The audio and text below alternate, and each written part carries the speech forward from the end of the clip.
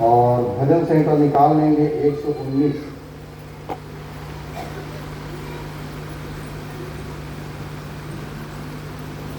भजन संहिता 119 और 17 पद भैया मोहनपाल जी पढ़ने का अगुवाई करें।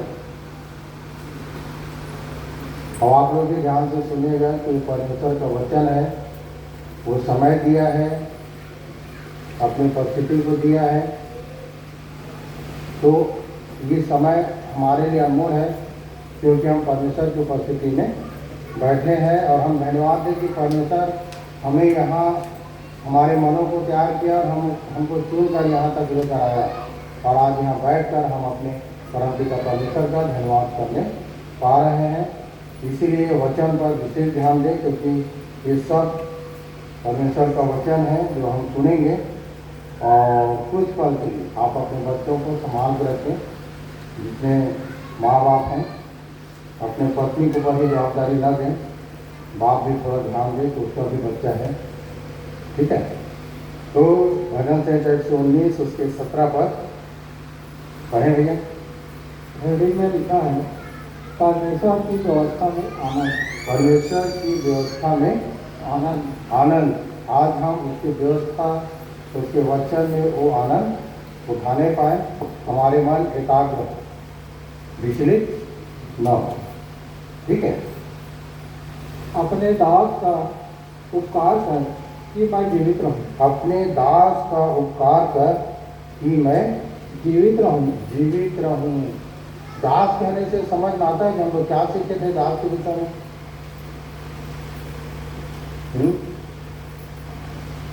समझ में आता है दास के विषय हम क्या सीखे थे, क्या सीखे थे रेणु, है ना? किसको याद है? आगे पाठ पीछे और पाठ, है ना?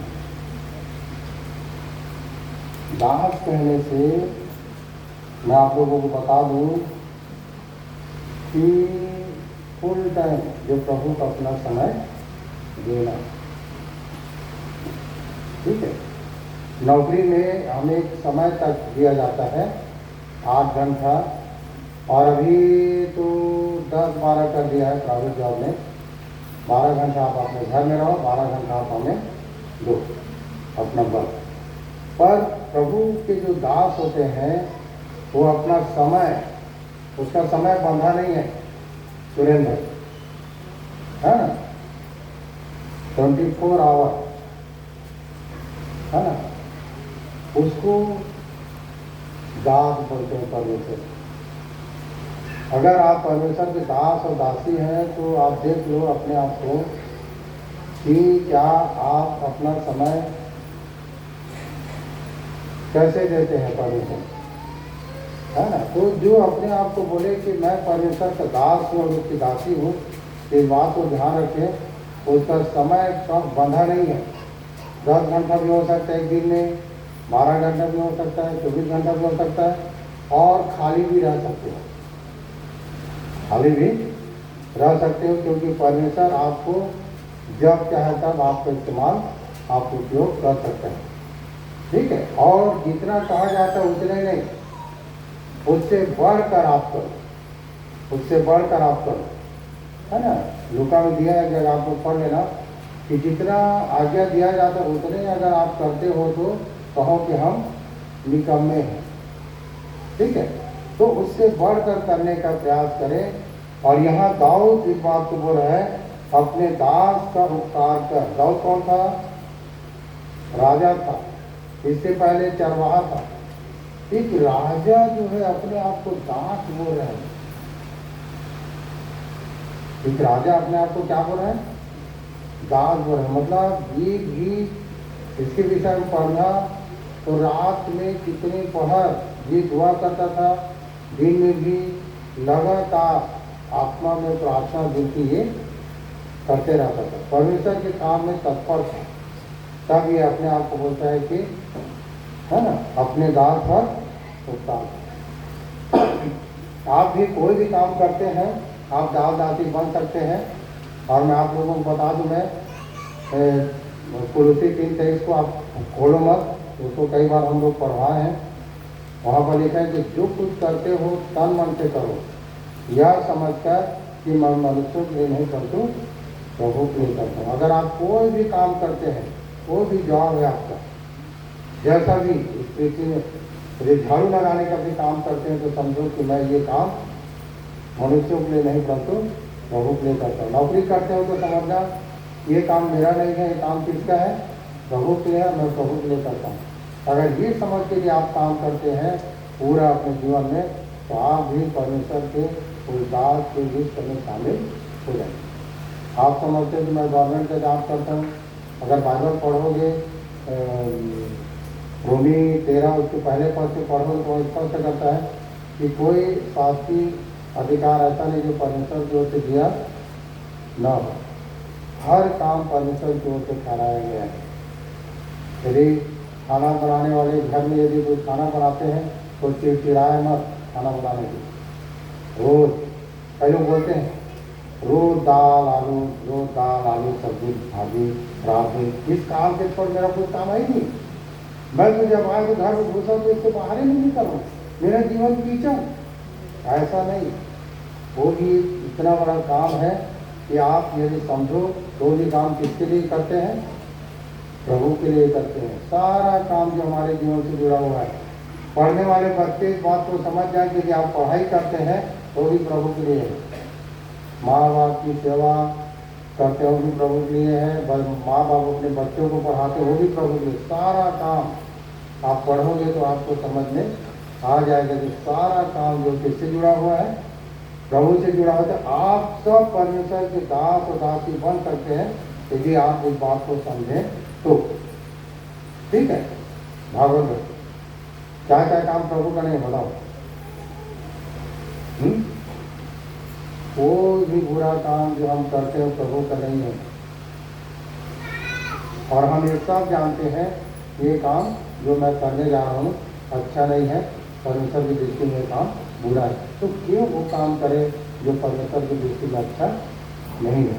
क्योंकि परमेश्वर स्वर्ग से हमें देखता है ना। धर्म क्या है कि हम अपने परमेश्वर यहोवा की दृष्टि में उन सारे नियमों के मानने की चौकसी करें, यही हमारे लिए धर्म है। अपने परमेश्वर यहोवा की दृष्टि में उन सारे नियमों के मानने की चौकसी करें, यही हमारे लिए धर्म है। व्यवस्था 6 उसके 25 पढ़ने के बाद दिया है, आप लोग पढ़ लेना घर में जाना। ठीक है, तो ये आप देख लो, यहाँ पर लिखा है अपने दास का उपकार कर कि मैं जीवित रहूं। यदि उसका उपकार हमारे जीवन में बना रहेगा तो हम क्या है, जीवित है। शरीर में नहीं, किसमें, आत्मा में जीवित है। और जब आत्मा में आप जीवित हो तो आत्मा यदि जीवित है तो आपके शरीर को आत्मा संभालेगा। आपके शरीर को आत्मा क्या करेगा, संभालेगा। तो कोशिश करो कि प्रभु मैं आत्मा में जीवित हो सकूं, आत्मा में मैं जीवन पा सकूं। क्योंकि हर एक मनुष्य की आत्मा क्या है, सोया हुआ है। यीशु मसीह अपने प्रचार के दौरान में कहा कि मैं तुमसे सच सच कहता हूँ कि वह समय आता है और अब है जिसमें मृतक परमेश्वर के पुत्र का शब्द सुनेंगे और जो सुनेंगे वो जिएंगे। मृतक कहने से शरीर में तो जिंदा है पर आत्मा से हम मरे हुए हैं। और जितने लोग परमेश्वर के वचन को सुनते हैं उनके अंदर से परमेश्वर की आत्मा क्या हो जाता है, जीवित हो जाता है। और जब आत्मा जब जीवित हो जाता है तो उसका देखना, बोलना, चलना, सोचना, रहन सहन, मेल मिलाप सब आत्मा के द्वारा हो जाता है, वचन के द्वारा हो जाता है। फिर उसमें कोई और दूसरी बात दिखाई नहीं देता, उसमें सिर्फ क्या है, आपस का प्रेम ही दिखाई देता है एक दूसरे की। इसीलिए बोला है उपकार। अगर उपकार तो यदि समझोगे तो क्या है,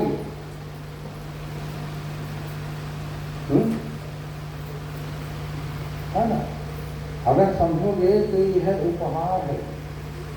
उपकार जो है क्या है, ये उपहार है।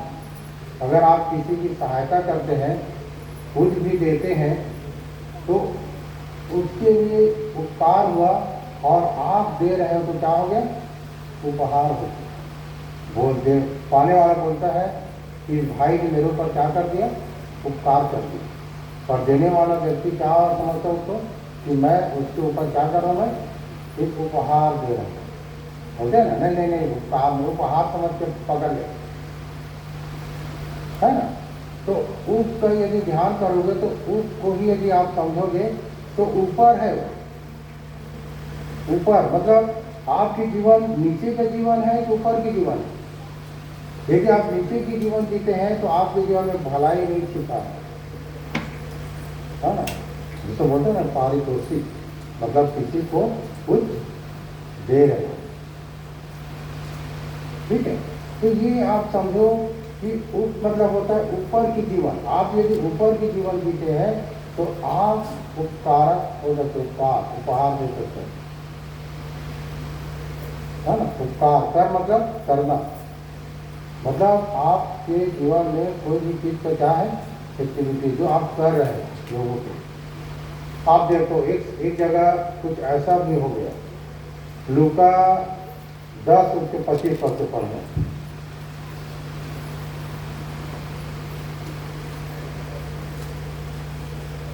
इसीलिए आप हमेशा याद रखना, आपकी उपहार दूसरों के लिए उपकार हो जाता है और आप ऊपर की सोचते हैं, उच्चतर बोलते हैं। क्या बोलते हैं, उच्चतर मतलब ऊंचे की जीवन। निम्न मतलब निम्न श्रेणी में मत रहो, न मिडिल रहो। हम तो परमेश्वर के भाई मानने वाले हैं, परमेश्वर का गुण हमारे जीवन में है, तो हमारा जीवन क्या है, उच्चतर है ना। तारीख है यहाँ पर लूका 10:25 पर। और देखो एक व्यवस्थापक उठा और यह कहकर उसकी परीक्षा करने लगा। हाँ, एक व्यवस्थापक उठा और यह कहकर किसकी, तो यीशु की परीक्षा करने लगा।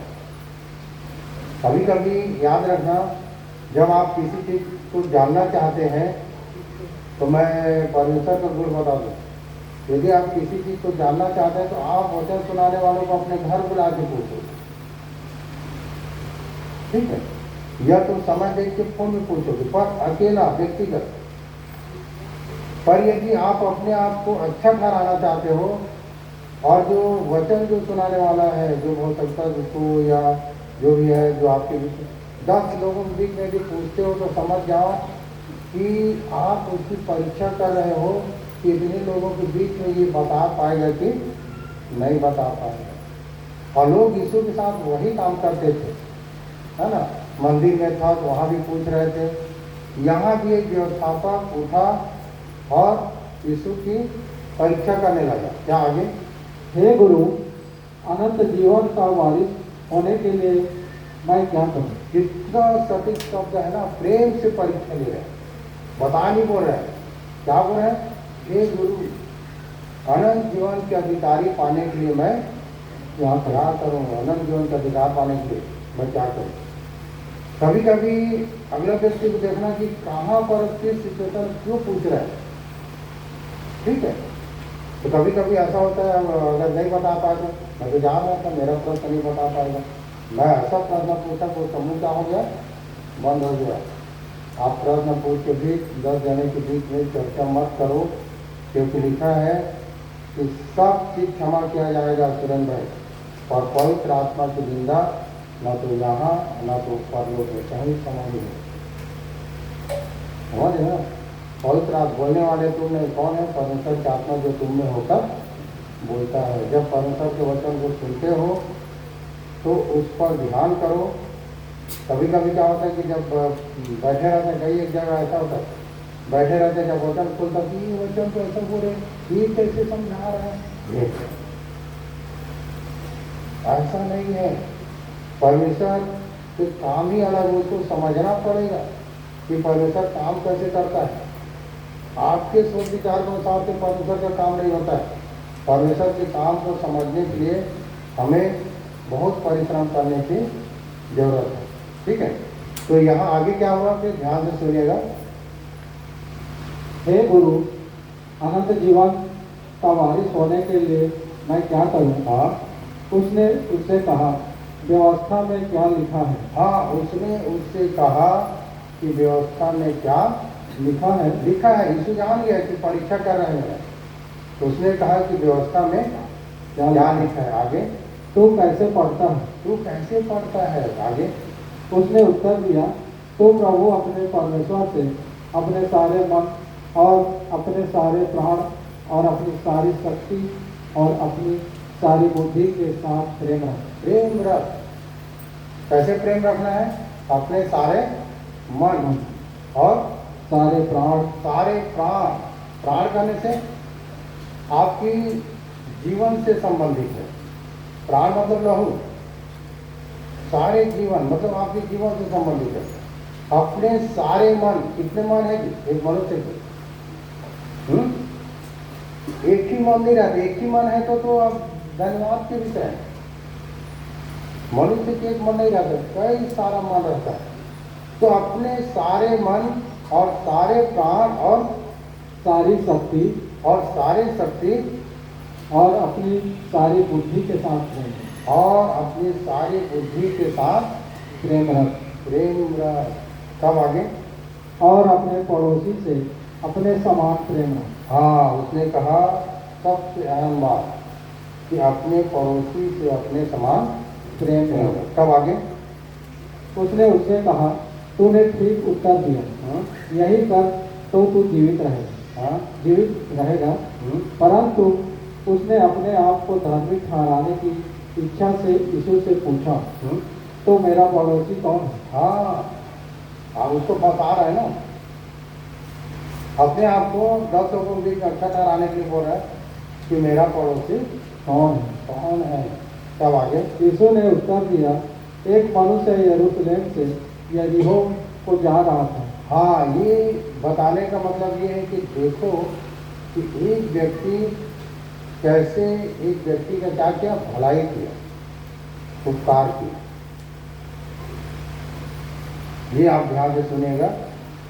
वो समझा रहे कि एक व्यक्ति कहाँ से, यरूशलेम की ओर से कहाँ जा रहा है, यरीहो यरूशलेम से यरीहो की ओर जा रहा है। यरीहो कहने से आप लोगों को पता होगा क्या अनीता, पता है। यरीहो कहने से आप यहोशू की जब पुस्तक पढ़ोगे तो आप लोगों को समझ में आएगा। और मैं बता दूं कि यरीहो जो खजूर का नगर बोलते हैं, पर यदि यहोशू जब आप पढ़ोगे तो यरीहो का दीवार क्या किया गया, ढाया गया नगर में। और तब परमेश्वर ने कहा कि जो इसकी नींव को बनाएगा उसका जेठा पुत्र, और जो इसके फाटक को जो बनाएगा उसका छोटा पुत्र ले लिया जाए। मतलब उस जगह को श्रापित कहा गया। उस जगह को क्या कहा गया, श्रापित कहा गया। यरूशलेम से एक व्यक्ति कहाँ जा रहा था, यरीहो की ओर जा रहा था। आप ध्यान करो कि आप यरूशलेम में कहाँ जा रहे हो। बहुत सारी जगह है, यरीहो की बात नहीं है ना। यरीहो नहीं जा रहे, पर जा कहाँ रहे हो। तो अगर आप कहीं भी अगर जा रहे हो जो परमेश्वर की दृष्टि में गलत है, समझ जाओ कि यरीहो का समान है, यरीहो का समान है। तो आप यरूशलेम से कहाँ जा रहे हो। एक व्यक्ति है जो यरूशलेम से कहाँ जा रहा है, यरीहो की ओर जा रहा है। तब क्या हुआ कि डाकुओं ने घेर कर उससे कपड़े उतार लिए। डाकुओं ने घेर कर उसे अपने कपड़े उतार लिए। उसके कपड़ा उतार लिए डाकू, है ना। कपड़ा क्या है, डाकू क्या है, ये सब कभी मौका मिलेगा तो मैं बताऊंगा। अभी क्योंकि समय नहीं है, क्योंकि 11 बज गया है। और थोड़े शब्दों में मैं बताऊंगा, फिर उसके बाद ये सभा को ख़त्म करेंगे, क्योंकि गर्मी भी बहुत है। ठीक है। तो डाकू ने क्या किया, उसे घेर लिए और उसके कपड़े उतार लिए। और आगे, और मार पीट कर उसे अधमरा छोड़कर चले गए। मार पीट कर उसको अधमरा छोड़कर चले गए। अब देखो, जो लेना था ले लिए, तो मारने क्या जरूरत, जो लेना था तो ले लिया ना, तो मारने क्या जरूरत है। तो मार पीट कर उसको अधमरा छोड़कर, मतलब अधमरा छोड़कर चले गए, तब आगे और ऐसा हुआ कि उसी मार्ग से एक याजक जा रहा था। हाँ, और ऐसा हुआ कि उसी मार्ग से कौन जा रहा था? याजक याजक कहने से जो परमेश्वर और मनुष्यों के बीच में बिचवाई है। हम लोग क्या करते हैं, वो उस समय नए नियम पुराने नियम को पढ़ोगे तो अपना विषय याजक के पास रखते थे और याजक परमेश्वर के पास रखता था और परमेश्वर के विषय को लोगों के पास रखता। मतलब याजक जो है बिचवाई का काम करने वाला। ठीक है, याजक क्यों नहीं रुका? क्योंकि कहाँ से कहाँ आ रहा था? यरूशलेम से यरीहो को। याजक देखा ये तो गलत जगह जा रहा है, ये गलत जगह जा रहा है। याजक विधि नियम वाला है, सिस्टम के साथ चलने वाला, वो नहीं रुका है ना। याद रखना, कभी कभी आप लोग कोई गलत काम करोगे, ये याजक लोग रुकते नहीं हैं। सब चीज जानकर कहाँ जा रहा है ये? यरीहो की ओर जा रहा है। अब इसको संभालेगा तो कौन संभालेगा? वो परमेश्वर के ऊपर छोड़ देगा, वो चल दिया। कभी कभी ऐसा होता है। ठीक है, पर आगे क्या हुआ? परंतु उसे देख के कतरा कर चला गया। देख के कतरा कर चला गया। ठीक है, वो बता रहे हैं ना, याजक क्या है? एक बात और देखोगे तो ज्ञानी है वो, शास्त्र का ज्ञान रखने वाला। ज्ञानी जो है अक्सर धोखा खा जाता है। जैसे बोलते हैं ना कि परमेश्वर किस रूप में आपको परख लेगा, आप इस बात को नहीं जानते। हाँ, किस रूप में परमेश्वर आपको परख लेगा। इसलिए बोला ना कि परमेश्वर हर समय हमारे जीवन से फल चाहता है। फल मतलब आत्मा का फल क्या है? प्रेम। अगर आपके हमारे बीच में यदि है तो हम कतरा कर चले न जाए, रुक तो जाए कम से कम। ठीक है, तो अक्सर परमेश्वर हमारे जीवन से क्या ढूंढता है? फल ढूंढता है, भी याद रखना। ठीक है, तो ये याजक जो है कतरा कर चला गया। तब आगे क्या लिखा है? इसी रीति से एक लेवी उस जगह पर आया। इसी रीति से एक लेवी भी उस जगह पर आया। लेवी कहने से समझ में आता है, पहले लेवी से याजक होते थे। लेवी लोगों में से याजक की चुनाव होता था कि अब ये याजक का काम कर सकता है ना। लेवी जिनके बीच में परमेश्वर की व्यवस्था है, लय व्यवस्था बोलते हैं ना, लेवी मतलब लेवी मतलब व्यवस्था है। और जो व्यवस्था को पढ़ते रहते हैं उनमें से पहले क्या करते थे? याजक लेते थे।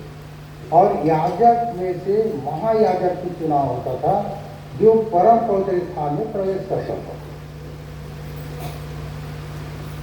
है ना। आप लोग व्यवस्था देखना, चर्च में पीछे एक ऐसा कुछ बने रहता है जहाँ पर पर्दा लगे रहता है ना। हर चर्च में जाके देखना, जो पर्दा लगे रहेगा, वो पर्दा जो लगे रहता था वही जो अंदर जो उसको पवित्र स्थान बोलते हैं। और वो पवित्र स्थान में सिर्फ महायाजक ही प्रवेश करता था और महायाजक के कमर में वो रस्सी बंधे रहता था। कभी कभी देखना फादर लोग सफ़ेद को पहन के ऐसे करके रस्सी बांधे रहते हैं। ठीक है, और उनके कपड़े जो यहाँ से वहाँ सीधा रहेगा और नीचे में जो वो रहता है पैजामा टाइप का, नहीं पैजामा टाइप नहीं रहता है, लहंगा टाइप का रहता है, मने गाने का पर रहता है, उसमें घुंघरू बंधे रहता है। घुंघरू मतलब बंधे। अब जब अंदर जाता था तो बजता था थम थम थम, और रस्सी बाहर रहता था। वो महायाजक का रस्सी जो है जो बंधे रहता था कमर में, बाहर रहता था और अंदर में जाके वो क्या करता था? परमेश्वर से मेल करता था, बातचीत करता था। अगर कोई याजक यदि पवित्र नहीं पाया जाता था परमेश्वर की दृष्टि में, तो वही याजक जो है मर जाता था। तो जो कमर में जो रस्सी बांधे रहता था, उस रस्सी को पकड़ के खींचते थे, तब याजक बाहर आया। कितना खतरा काम।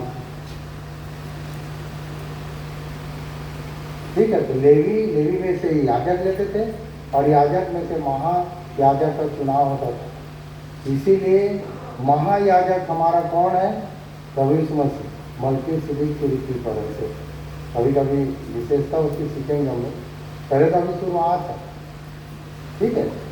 तो वो हुआ करता था, ठीक है। अब यीशु मसीह जब क्रूस पर चढ़ाया गया, आप लोग सुन लो, यीशु मसीह जब क्रूस पर चढ़ाया गया और अपना जान दिया, तो मंदिर का पर्दा बीचों बीच क्या हो गया? हट गया। इसका मतलब ये है कि आप सब अंदर बाहर आना जाना कर सकते हैं, कोई रोक टोक नहीं। महायाजक ही जाएगा, महायाजक जाएगा, लेवी जाएगा नहीं, आप सब जा सकते हैं, क्योंकि यीशु ने उस पर्दा, जब वो क्रूस में चढ़ा तो पर्दा क्या हो गया? हट गया। वो पर्दा फट गया और तब हमारे लिए उद्धार का मार्ग खुला। याद रखिए, नहीं तो पहले यहूदी और इजरायली का ही बात आता था, अन्य जाति लोगों की बात नहीं आता था। और अभी भी उसी समय से युद्ध चल रहा है कि हम अन्य हैं और ये लोग वो है। यीशु क्रूस में जब आया और जब पर्दा फट गया, सबको समान कर दिया। अब कोई और कोई अन्य जाति नहीं है, सब परमेश्वर की प्रजा है। अगर आप आते हो तो आप परमेश्वर की बेटी बेटा उसकी प्रजा चलाते हो। ये सब काम करके कौन दे दिया? यीशु दे दिया।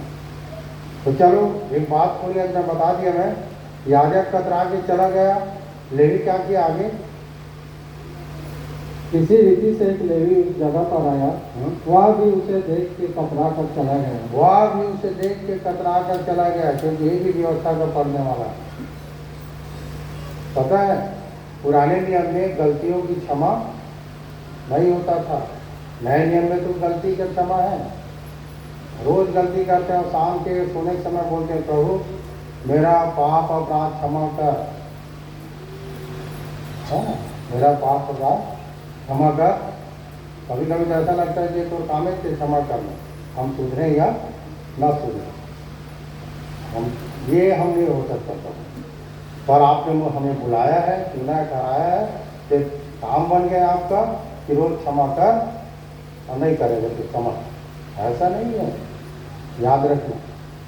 हर दिन अपने आप को अच्छा बनाने का प्रयास करो। आज 1%, तो कल 2%, परसों 3%, 1% आप, ठीक है ना, अंश करके परमेश्वर हमें क्या करता है? बदलता है। लेवी भी चला गया आगे, परंतु एक सामरी यात्री वहां आ निकला। परंतु एक सामरी यात्री वहां आ निकला और उसे देखकर तरस खाया। उसको देखकर तरस खाया। आपको पता है, अगर आपकी प्रार्थना नहीं सुनता है, उसका कारण क्या है?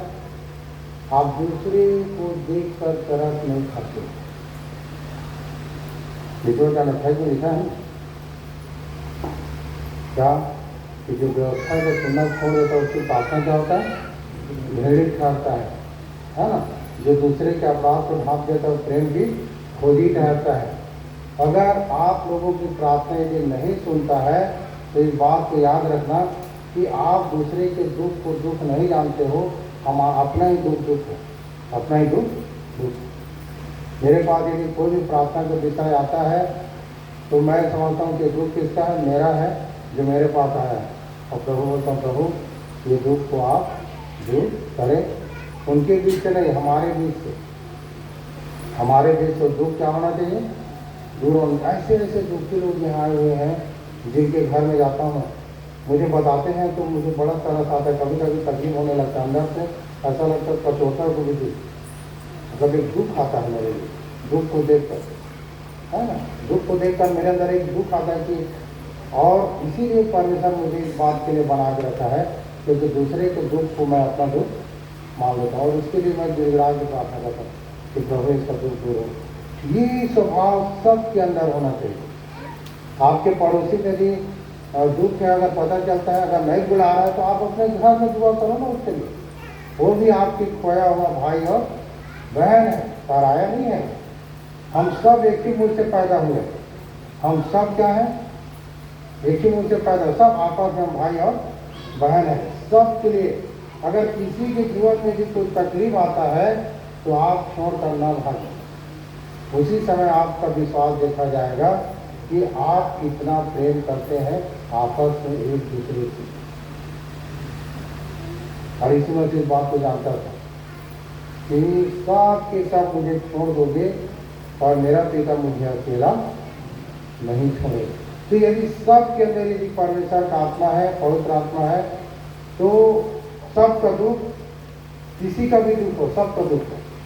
हमारा परेशानी हम सबका, छोटा परेशानी क्या बड़ा परेशानी, ठीक है। कई लोग बोलते हैं उसका दुख बड़ा है, उसका दुख छोटा है। तो छोटा दुख है तो हम क्यों आए बीच वर्ष करवाने के लिए? छोटा दुख है तो दुख होता है, दुख छोटा बड़ा नहीं होता। हर दुख में दर्द होता है ना, हर दुख में आदमी परेशान रहता है। छोटा बड़ा तो मतलब नहीं। लोगों के जीवन से सारी समस्याओं के समाधान हो। और हम लोग इतने लोग प्रार्थना करने वाले हैं, तो किसी एक भाई, किसी एक बहन या किसी एक के परिवार से तकलीफ दूर नहीं होगा। हम सब का ये क्या है, जिम्मा है। यह क्या हुआ, यरूशलेम से यरीहो को जा रहा था। हाँ, डाकू मिला, हाँ, कपड़े को लूट लिए, जो भी पकड़ा वो भी लूट लिए, हैं, मारा पीटा, धुआं छोड़ दिए। और याजक उसी मार्ग में से जा रहा था, देखकर कतरा कर चला गया। लेवी भी देखकर कतरा कर चला गया। एक सामरी यात्री वहां पर आ गया और उसे देखकर उसने क्या खाया, तरस खाया। तब आगे उसने उसके पास आकर उसके घाव पर तेल और दाखरस डालकर पट्टियां बांधी। हाँ, उसके घाव पर तेल और दाखरस डालकर क्या डाला, पट्टियां बांधी। हाँ, ये कौन सा इलाज है जी? अगर कोई आप लोगों को मार दे हैं और तेल और दाखरस भर के भी पट्टे बांध देगा, ये कैसा इलाज है? ये सब बातें हमको सीखना है, ठीक है सही भाई, बड़े रहेंगे तब। अभी तेल और दाखरस क्या है, कैसे उसे चंगा हुआ? उसने आया, सांदेश के उसमें से निकला, वहां पर तरस खाया, तेल लगाया, दाखरस डाला और पट्टी बांधा। मैं तो देखती रहता बाइबल में ऐसा चंगा ही। हिजकिय्याह राजा मरने पर था, अंजीर की पत्ता को बोला लगा ले, और 15 साल की जीवित रहा। अभी कौन है? अंजीर तो है, और देखो वहां पर है। कौन से घाव में काम आता है, कौन से बीमारी में काम आता है। ऐसा उपाय परमेश्वर की ओर से समय के अनुसार से हर एक चीज काम आया है। अभी समय चल रहा है, तो अभी कोई चीज है जो काम हो रहा है। समय के अनुसार से दवाई का उपाय होता है, समय की सिचुएशन के हिसाब से उपाय होते रहता है ना। अब कुछ दिन के बाद जो अभी दवाई खा रहा हूँ काम नहीं करेगा, ऐसा समय आएगा तो दूसरा दवाई लॉन्च हो जाएगा जो काम करेगा, ठीक है। तो ये सारी बातें हैं। तब आगे क्या लिखा है, और अपनी सवारी पर चढ़ाकर, हाँ, और उसको, उस व्यक्ति को अपनी सवारी पर चढ़ाकर क्या किया, सराय में ले गया। सराय में ले गया और उसकी सेवा टहल की। और आगे दूसरे दिन उसने 2 दिनार निकाल कर सराय के मालिक को दिए। हाँ, 2 दिनार निकाल कर सराय के मालिक को दिए। ये नहीं कि छोड़कर चला गया, उसके खर्चा भी देके गया। जब तक था तब तक उसकी सेवा टहल किया, पट्टी चेंज किया होगा, फिर से है ना, तेल दाखरस डाला होगा, कई बार चेंज किया होगा, सेवा टहल किया होगा। और जब उसको काम था, उसको आगे जाना था, जहाँ सराय में छोड़ दिया था, वहाँ के मालिक को 2 दिनार दिया और कहा कि इसका इलाज करा लेना। ऐसा कोई है अपने बीच? कितनों भी बड़ा से बड़ा दोस्त तक क्यों न रहे, ऐसा नहीं भाई। एक्सीडेंट हो जाता है, हॉस्पिटल में ले जाके छोड़ के खड़े रहता है, बहुत कोई मतलब नहीं। फोन कर देते हैं उसको, माँ बाप, तेरा बेटा गिरा है, आप देखो, बचाना है तो बचा लो। कैसे दोस्त है भाई, आपके पास वो कुव्वत है, दस्तखत करने के लिए डराते हैं, हंसते माँ बाप को फोन कर देते हैं, वो लुटेगा। काहे की दोस्ती बोल रहा हूँ, काहे दोस्ती करते हो? जब अपने स्वार्थ के लिए जीते मत करो दोस्ती, जनरल राज अपने में जियो। अगर आप कर सकते हो तो दोस्ती करो, और ऐसा दोस्ती करो कि अगर पता चलता है तो आप फुल समय दो, फुल समय दो। वो सब पिक्चर में देखने को मिलता है, हाँ, अपने दोस्त सर्कल से जान दे देता है, देगा क्या रियल में? नहीं देगा,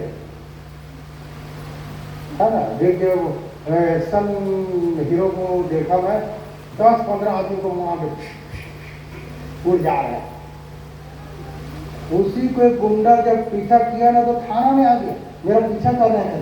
कहाँ के एक्शन हीरो? समझ रहे? सब ड्रामा है। क्या ये ड्रामा? हमारे लाइफ में किसी प्रकार के ड्रामेबाजी ना हो, करो तो रियलिटी होना चाहिए। ठीक है, आपके दोस्त एक्सीडेंट हो गया, अब आपको हॉस्पिटल छोड़ दिए, अब अपना काम हो गया है, मैंने धर्म का काम किया, पूरा काम करके देना। इसने क्या किया? तेल लगाया, दाखर डाला, पट्टी बांधा, एक दिन रहा, सेवा टहल किया। जब वो जाना था तो उस सराय के मालिक को 2 दिनार भी दिया कि भाई इसकी देख रेख करना है। ये होता है दोस्ती।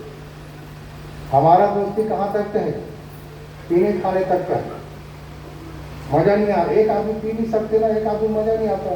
पीने के समय मैं देखा हूँ, मैं पीने हल्का वो उसमें मजा लेते हो लोग, हड़क हड़क के। हाँ, मजा आ गया। किसका गया किसका क्या है, मतलब घर में पत्नी बैठी है, हाँ, झूम के बराबर आ रहा है, हाथी के बराबर झूम रहा है, सोट लंबा हो रहा है, बेचारी डर के दरवाजे में खोले। क्या मतलब ऐसा जिंदगी जी रहा है? किसके लिए जीना चाहिए? अगर कहा जाए तो परमेश्वर सबको परिवार दिया है, पत्नी है, बच्चे, उसके लिए जियो ना। दोस्ती का भी एक समय है, घर परिवार का भी समय, दोनों को निभा। जितना भी आप निभाते हो, जहाँ भी जाते हो, अगर आप निभाते हो, फुल निभाओ, पूरी रीति से। आधा अधूरा कोई काम मत करो। आप दृढ़ रहो, मजबूत रहो, आपकी पकड़ अच्छी होना चाहिए, तब ना आप अच्छे इंसान। हाँ, किसी के लिए कोई भलाई कर दे, 10 जगह चढ़ता, मैं उसके लिए वो किया, मैं नहीं रहता तो मर जाता। अरे क्यों उठा के ले गए, मर जाने देता उसको? मत बोलो ना भाई। जो अपनी बड़ाई आप का तरीका है ना, तो अपनी सराहना आप ना करना।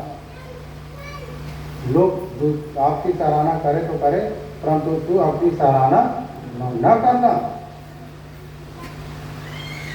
क्या हुआ? सांभरी ने क्या किया? 2 दिनार दे के चला भी गया। तब आगे और कहा इसकी सेवा टहल करना, हाँ, और जो कुछ तेरा और लगेगा वहाँ मैं लौटने पर तुझे भर दूंगा। हाँ, जो कुछ और तेरा लगेगा मैं जब वापस आऊंगा तो दे दूंगा। बताओ क्या लगता था वो? कुछ लगता था उसके लिए? इसको बोलते हैं सच्चाई। अगर कुछ होता है, आप ऐसा करके देखो, आपको बड़ा सुकून मिलेगा, आपको बड़ा सुकून मिलेगा। पहले लोग से प्रेम करते थे, अब लोगों को उपयोग में लाते हैं, पैसा से प्रेम करते हैं। पहले लोग धन संपत्ति को उपयोग में लाते थे, लोगों से प्रेम करते थे, अब लोगों को उपयोग में लाते हैं, इस्तेमाल करते हैं, अब पैसा और धन संपत्ति से प्रेम करते हैं और अपने आप को दिखाते हैं, मैं तेरे से बड़ा। अपने दोस्तों को और टाई बांध के ऐसे करके ऐसे कर दिखाते रहते। क्यों दिखा रहे भी अपने दोस्तों को? तो मत दिखा। समझो ये विषय में। ये बोला कि तेरा और भी लगेगा तो मैं आते समय दे दूंगा। बोला ये है। क्या किया इसने? उपहार।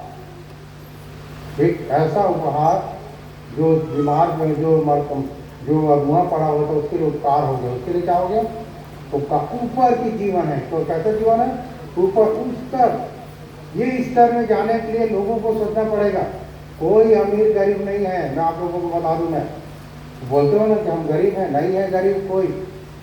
सोच का फर्क है, सोच का फर्क है।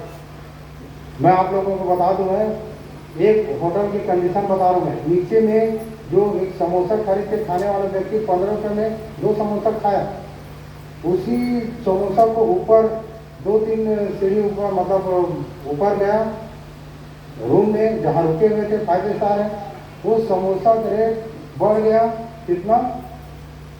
1500। और टॉप में गया तो समोसा का रेट हो गया 5000।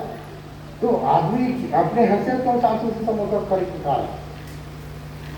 आप 2 पैसे हम पा रहे हो समोसा को, वो समोसा को ऊपर वाला ज्यादा में खा रहे हैं। खा तो रहे ना। अमीरी गरीबी से मतलब नहीं है।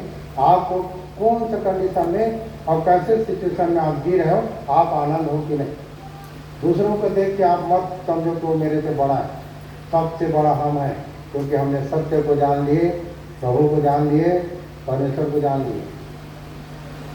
ठीक है, आप जितने बड़े पोस्ट में उतने बड़ा आपका खर्च है, और उसी नज़र से दुनिया को देखोगे।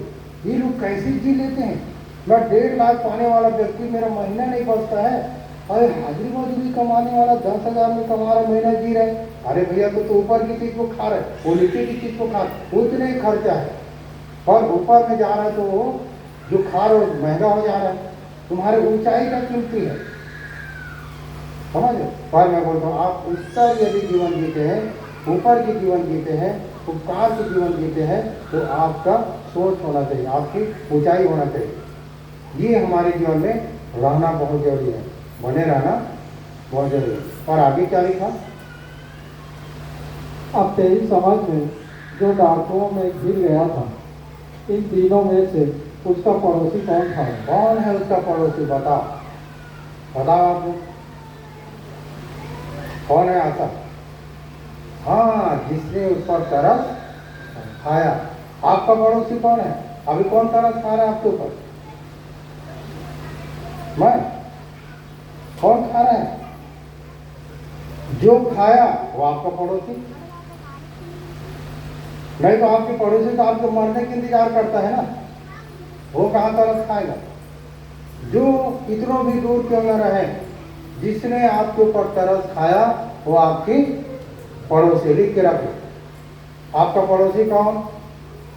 नजदीक और दूर की बात नहीं है, जिसने आपके ऊपर तरस खाया रमेश भैया, वो आपकी पड़ोसी। सबसे बेस्ट पड़ोसी कौन है? प्रभु यीशु मसीह, जो हम सब के ऊपर तरस खाया और हमें यहाँ ले आया, अपने बुलाया। सबसे बड़ा पड़ोसी। इसीलिए आप देखो, सीखो, दाऊद इस बात को बोलता था, अपने दास को उपकार कर कि मैं जीवित रहूं और तेरे वचन पर चलता रहूं। आप परमेश्वर के वचन के साथ चले। भजन संहिता 119 के 17 पद में हम शुरू किए, अपने दास को उपकार कर कि मैं जीवित रहूं और तेरे वचन पर चलता रहूं।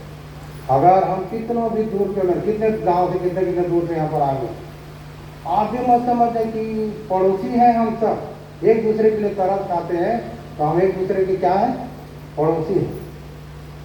और अपने पड़ोसी को अपने समान प्रेम रखें। इसका मतलब है कि बगल वालों को वही पड़ोसी नहीं, ऐसा नहीं, वो भी पड़ोसी है। और उसको तरस खाना, आप तरस खाओ, उसको भी आपके जीवन को देखकर वो भी तरस खाएगा। और रियल में देखा जाए तो हम आपस में क्या है? पड़ोसी हैं। कितनों भी दूर क्यों न रहे, पर एक दूसरे के दुख तकलीफ में यदि आपको तरस नहीं आता है तो आप पड़ोसी नहीं हो, सामने पड़ोसी निकल गया उसका। समझ रहे हो ना? हमारा बेस्ट पड़ोसी कौन? प्रभु यीशु मसीह। ज़्यादा दूर थोड़ी है, दुआ करो तो पूरा सुन लेता है, परमेश्वर के दाहिने बैठा है। आप अपने पड़ोसी के दरवाजा खटखटाओगे तो रिंग लगाओगे ना, रिंग के बरते तक इससे अच्छा रिंग बंद करो, दुआ करो, तुरंत सुन लेगा। आपके रिंग से ज़्यादा फास्ट वो सुनता है। आपको पता है, कई लोग मेरे पास फोन लगाते हैं, ज़्यादा रिंग नहीं बजता, तुरंत उठा लेता हूँ। आप देखना इस बात में, इतना फास्ट है काम। अगर मोबाइल दूर है तो एक अलग बात है, पर मोबाइल हाथ में तो तुरंत उठाओ और बात करो। तो ये है पड़ोसी। समझ रहे हो ना? हम सब क्या है? एक दूसरे पर तरस खाने वाले लोग हैं, तो हम क्या है? पड़ोसी हैं। अगर तरस नहीं खाते हो तो काहे के विश्वासी, काहे के सब सेल्फिश, स्वार्थी। तो स्वार्थी ना बनो, एक पड़ोसी बनो, एक अच्छा सामने बनो, जो पूरी रीति से पूरा ठीक करके उसको दे दिया, तब ना आप पड़ोसी। तब हमें आशीष दे आपके वचन के लिए, है ना? ये अपने दास को उपकार कर कि मैं जीवित रहूं और तेरे वचन पर चलता हूँ। प्रभु आप इस वचन से हमें आशीष